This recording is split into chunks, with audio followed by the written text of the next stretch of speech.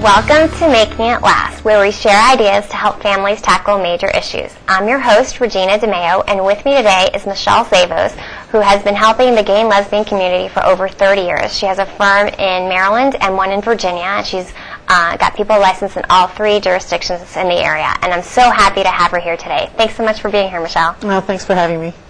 So I'm very excited. You know, the inauguration was fantastic, and President Obama actually in his speech talked about the need to continue to work towards greater equality. And I think this is the first time that any president has actually mentioned the gay rights movement in his speech. So why is this such a big deal for the gay and lesbian community? I think it's a big deal because it indicates acceptance. To have the President of the United States mention LGBT civil rights and LGBT families and say that gay and lesbian people have the same right to love whoever they want as anyone else. And I think that's incredibly important to people to feel like they're really part of the country and that they're valued. And yes, that's right. It's the first time a president has said that. And to say that in an inauguration speech, which not only the whole country listens to, the whole world listens to. Right. Yeah. No, you're right. So, I mean, I think it's only in the last decade that there really seems to have been such progress made. I mean, 10 years ago, I don't think any states recognized gay marriages, and now you have... Well, it's almost 10 years. I think Massachusetts was 2004. Okay. And prior to that, everyone thought Hawaii would be the first state, and then that didn't work out. But yeah, it's about 8 years. It is absolutely amazing what has happened in the last 10 years. So how do you think that's happened? Well, I think it's it's a combination of many things. It's a combination of lawyers working toward that. It's a combination of gay men and lesbians being more out than they have been and feeling safer. I think it's mainstream media, people like Ellen DeGeneres and Melissa Etheridge. I mean, you can just sort of go through the names who finally came out. And so I think that the TV programs have made it more acceptable. So it's kind of a sort of a storm where things have really started coming together. And as people have felt empowered, they have pushed more and more and more. And so I think it's been all of that. Makes sense. Why is it such a big deal? I mean, I still have some friends that don't quite understand why it's such a big deal to have the gay marriage recognized. Well, it's interesting because a lot of people of my age who came out during the feminist movement were not interested in marriage. I mean, in fact, marriage was sort of the great Satan. Why would a woman get married? Why would you ever want to do that? But somewhere, maybe 10, 15 years ago, that changed for younger people because marriage, I think, is, again, an indication of acceptance in the society. And so that became something that people were very, very interested in, and people who were lawyers who worked nationally, Evan Wolfson in particular, made a huge push for marriage. And so as that started happening, people got more and more interested in that. And it's fascinating to me because the clients I see who are younger, it's just like straight people. First we're going to get married, then we're going to buy the house if we have enough money, and then we're going to have the kid. Right. And certainly when I was younger, that was not what people did. But now it's just an accepted thing. And it is really interesting because even older people who never had the opportunity to be married, I have friends who got married, and it became a big thing for them where their families came and their friends came, and even though they had been together for 20 years, they still did this marriage and made it very public. So I think it is very meaningful to people. I agree. I mean, I think there's no greater way to define who you are than the spouse you choose to be with, and to publicly say, this is who I'm going to spend the rest of my life with. It's an important thing, and everybody should have that right. Right, everybody should, and now, of course, we've had marriage in D.C. since 2010, and Maryland, last fall, one of the first states in the country where there was a popular vote that kept marriage, so it's an extremely big step forward. There's a lot of legal rights that come along with being married that previously were not available. Oh, absolutely. So maybe we can cover some of those. Sure. The first thing to understand is that there are rights on the federal level and then there are rights on the state level, and those are different. The way our country works is that we have the federal government, which covers everybody, and then we have state-by-state laws. And, of course, every state has its own laws, and as you know, in the family area, states really are the ones that control most of that. Right. So it's fascinating in the Washington metropolitan area where we have D.C., which is one of the most progressive jurisdictions in the country for gay people and gay families. And then we have Maryland that used to be in the middle but has leapfrogged because of that vote. And then we have Virginia, which is pretty much at the bottom. So the rights, for example, just an easy one in Maryland. Maryland has something called inheritance tax at somebody's death, and it's one of the few states that does, and it's a 10% tax on everything somebody inherits except for life insurance, which is exempt. And there's a small exemption for domestic partners, but if somebody's a spouse, it's totally exempt. Oh, wow. Totally exempt. And that's just one little example that's Maryland. About 5 or 6 years ago, I supervised a group of 5 or 6 attorneys, and we went through every single statute in the Maryland Code to determine how same-sex couples were discriminated against because they couldn't get married. And I'll tell you, my most favorite one was this. You know, Maryland has a big crab industry. Right. And you have to have an actual license to fish for crabs. Okay. And so what happens when someone dies, what happens to that license?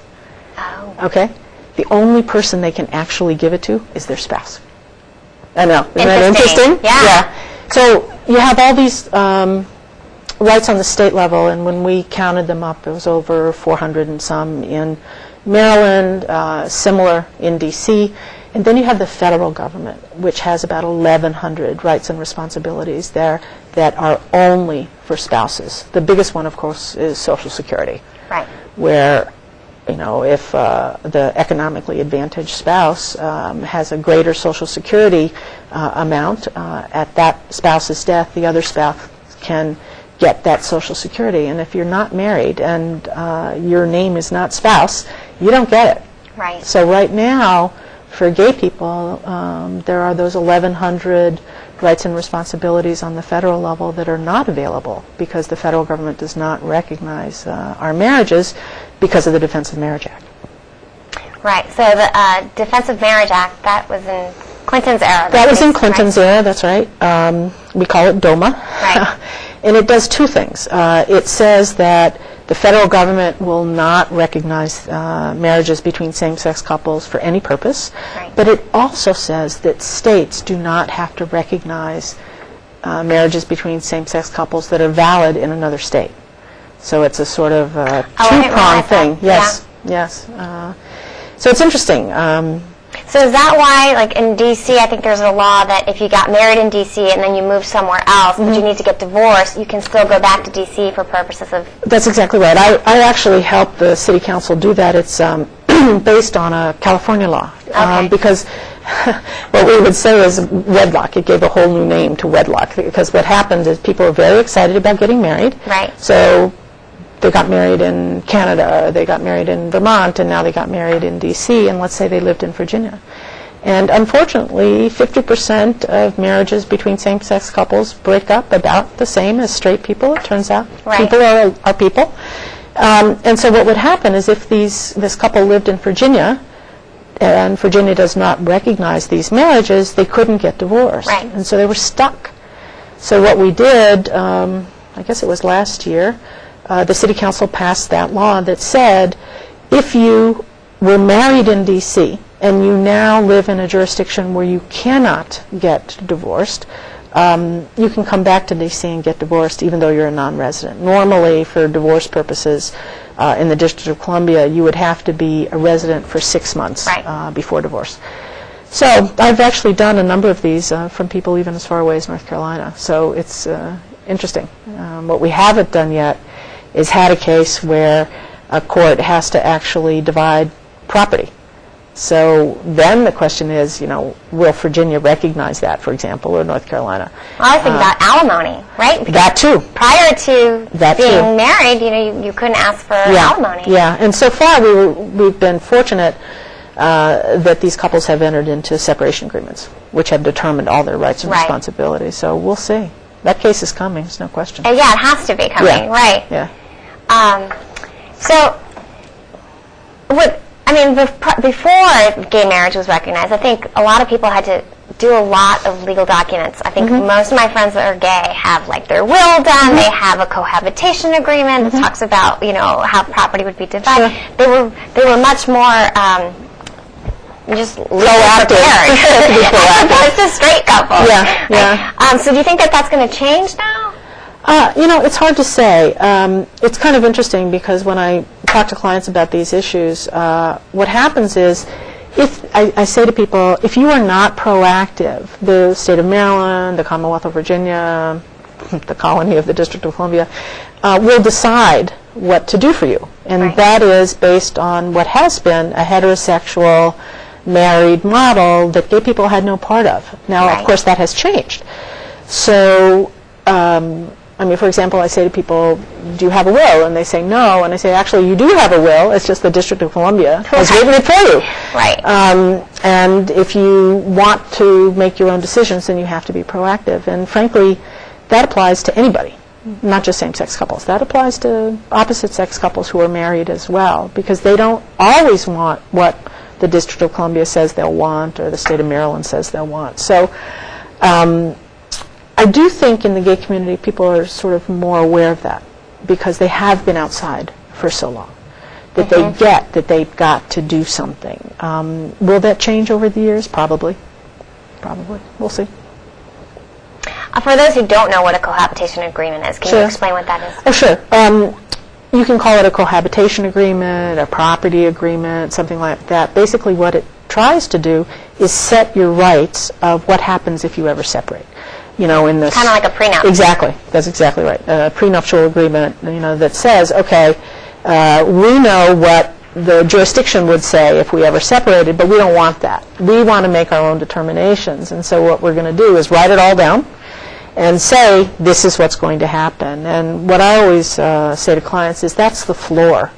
If you can't agree on anything else, that is always where you go. That's the floor. And so you're protected that way. Sometimes people make other decisions later on, but if they can't, and as you know as a divorce lawyer, and people are fighting, and it's traumatic, and they hate each other for the moment, at least if they have that cohabitation agreement or the prenup or the property agreement, maybe they'll go to therapy and work out the real things instead of fighting over stupid stuff, like a chair. Yes, we've seen all of Yes, you have. And you know what? Everybody's the same. It's the same. It is. And what's funny is that now some of the things like the cohabitation agreement, straight people are doing. Absolutely. I see a lot of people now, they say, we're not ready to get married. A prenup only becomes valid when you actually get married. Right. So we want this cohabitation agreement. And 10 years ago, that was only something that the gay and lesbian community did. That's right. That's right. And fortunately, our firm has been involved in a number of those cases. They've been upheld. If you write them the right way, they'll be upheld. Even in Virginia, they'll be upheld. But you don't use words like my lover or my significant other. It's all about property. It's just about property. Yeah. That's funny. Yeah. So we're going to take a little bit of a short break. Sure. And then we will be right back.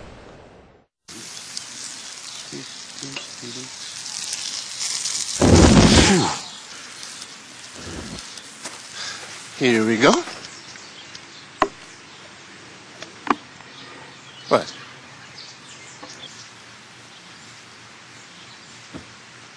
What?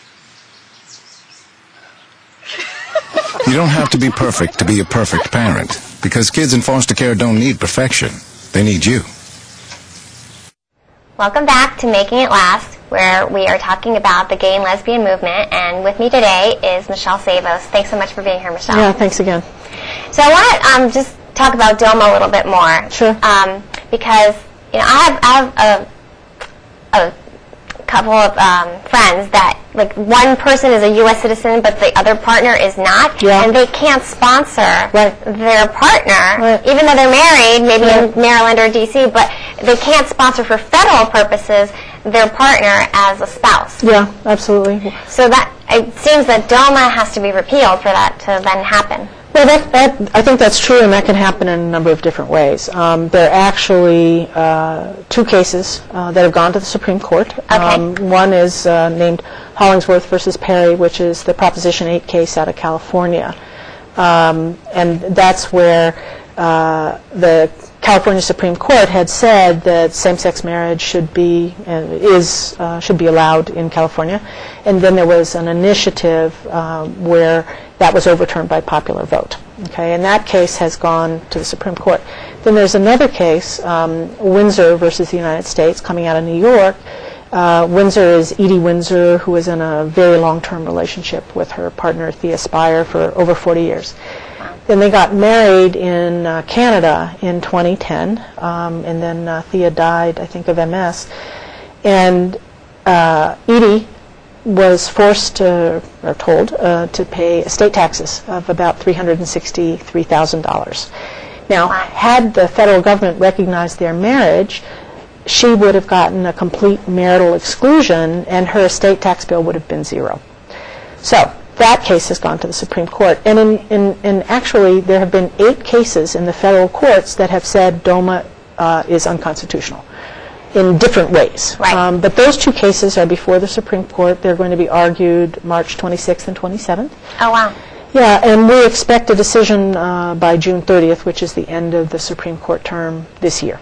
And the speculation is all on Justice Anthony Kennedy, because, again, the speculation is that we have 4 justices who are going to say DOMA is valid, and we have 4 justices who are going to say DOMA is invalid. And Justice Kennedy is the man in the middle. And the reason he's the man in the middle is he wrote the majority decision in Lawrence versus Texas, which was 2005, I believe, which overturned the sodomy laws in the United States, across the entire United States.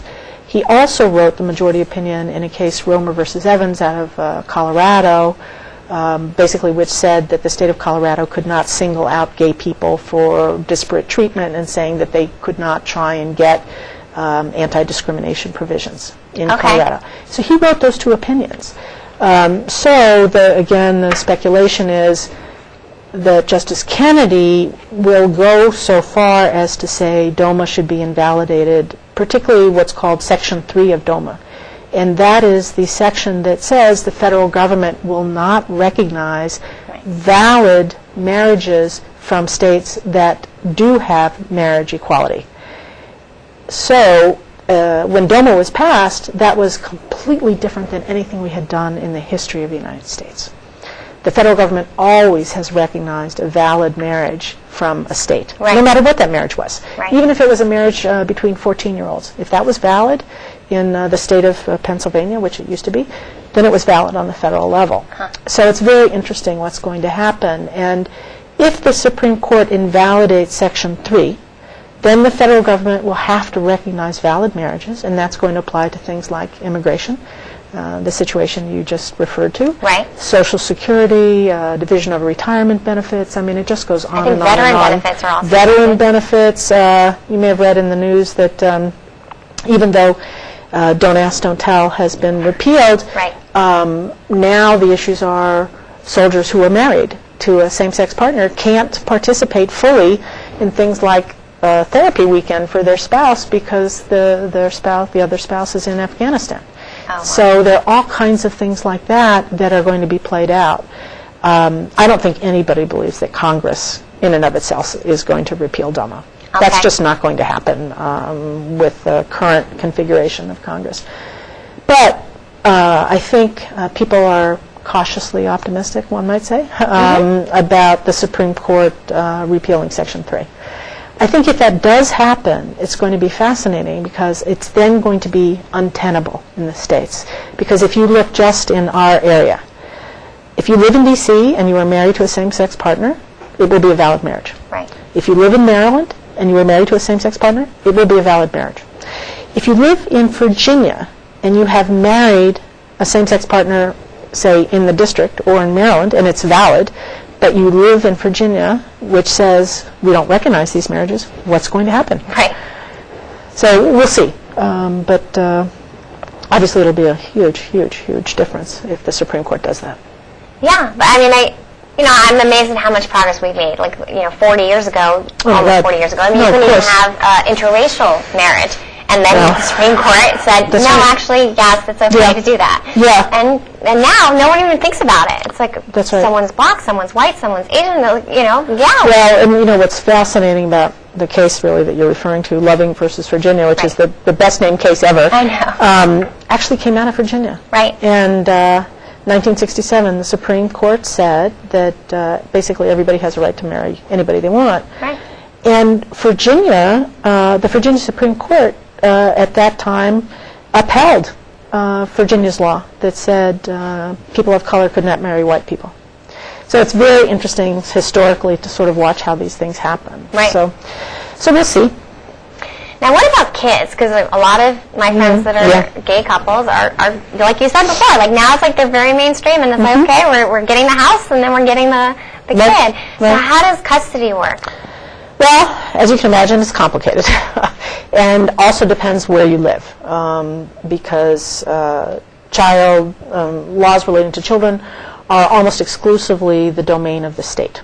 So, for example, D.C. and Maryland now, if a couple is married, and let's stick with lesbian couples here for the moment, any child born into that marriage is going to be presumptively a legal child to that marriage. And I know, a lot of people say, well, how is that possible? Two women can't biologically have a child together. And that's true. But we make no distinction in the law if a man can't have a child. So let's say it's an opposite-sex married couple, and they go to fertility clinic, and that happens more and more and more. Yeah. I do a lot of that work. If they have a child with donated sperm, or maybe they have a child with a donated egg, the government doesn't ask, is that your biological child? Right. It's the child of the two of them. Right. So that is the sort of parallel to gay people having children. So in the district, we actually passed a law some years ago called the Parentage Act that sort of predated marriage, which said if a lesbian couple has a kid, the child will be presumed to be the legal child of both. Both, okay. And in fact, if there's a donor of sperm, which of course there has to be if there's a donor of sperm, he is not a legal parent unless there is a written agreement that says he is. And what that law does is base things on intent. Right. And that's where we're going in the law, intent. In Maryland, if a lesbian couple has a child, both will be on the birth certificate. Really? Yeah, that was some time ago, even before marriage. Okay. Both will be on the birth certificate. Both are presumptively the child of the two parents. The problem for gay men is they use a surrogate to have the child, and in the District of Columbia, surrogacy is illegal. It's a felony. People can go to jail. Right. In Maryland, there's no law on it, but we haven't yet had a case where we've had two gay men and they have been the legal presumptive parents. I think we're there. I mean, I think that should be the law, but we'll see.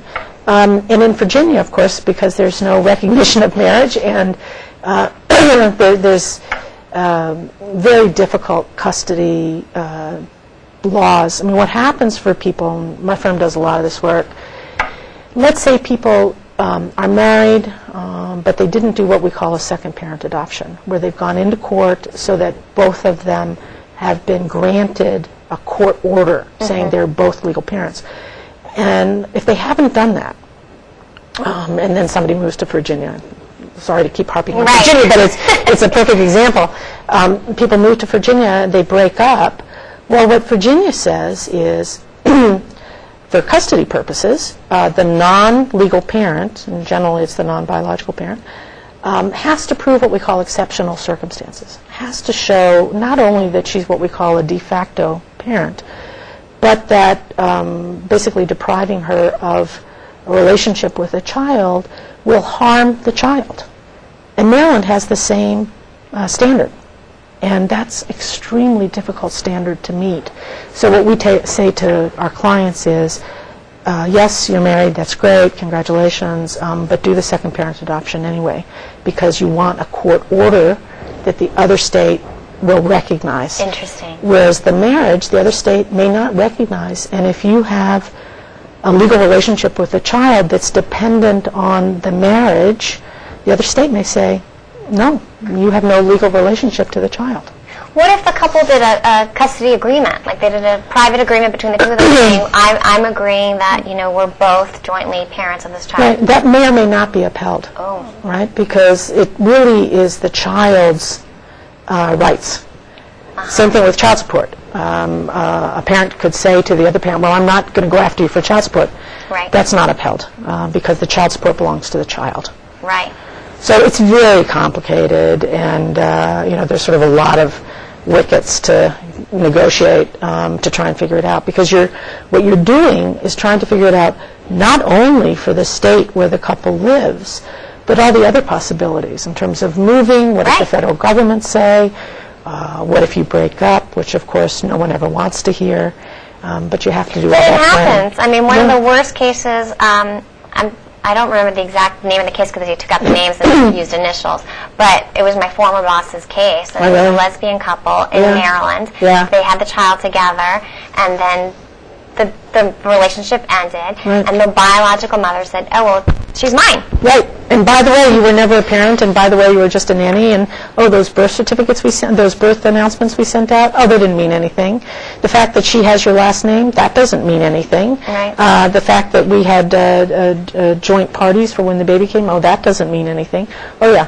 We're very familiar with those cases. Yeah, it was very sad, and unfortunately, the biological mom was able to prove that, through witnesses and everything, that the conflict between the two women was so much that it was detrimental to the child. Yeah, I know that case. Yes. I know that case. And so they gave it to the biological mom. Well, what's fascinating about those kinds of cases is you have two people, let's just say two women in this circumstance, they're raising that child the same as anybody. Right. Right? Somebody's taking the child to the doctor, or singing the child to sleep, all those things. If that had been a man and a woman, right? Right. A court would never have deprived the other parent from a relationship with that child. The court would have said, everybody's going to therapy. Right. The court would have told the mother, let's say, in that circumstance, if you don't behave, I'm switching custody to the father. Right. But yeah, there have been two cases out of Maryland, like what you've said, where the court has essentially said, the legal mother is so crazy and is making this so difficult that we're going to say the non-legal mother has no rights to the child. Yeah, it's terrible. It's horrible. It's horrible. So this has been great. If somebody wanted to contact you for further information, how would they do that? Well, the name of my firm is the Zavos Junker Law Group. They can look for us on the web, certainly. They can look us up on the phone. Our number is 301-562-8220. And again, we work in D.C., Maryland, and Virginia. Great. Thank you so much. Thank you. So if you have any show ideas, you can feel free to contact me at genxsmarty@gmail.com. Thank you for tuning in, and we'll see you next week on Making It Last.